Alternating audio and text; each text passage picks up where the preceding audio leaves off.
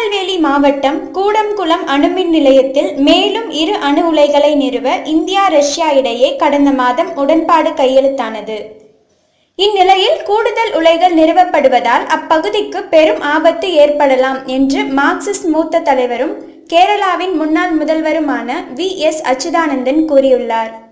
அச்சுதானந்தனுக்கு இருக்கும் உணர்வு இங்கு இருக்கும் அரசுக்கோ தலைவர்களுக்கோ இல்லை.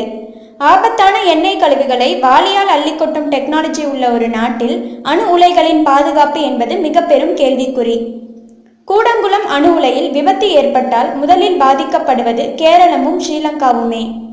ஸ்ரீலங்காவில் தமிழர் பகுதிகள் முதலில் பாதிக்கப்படுபவை என்பதால் அவர்கள் அதிகம் அக்கறை காட்டவில்லை.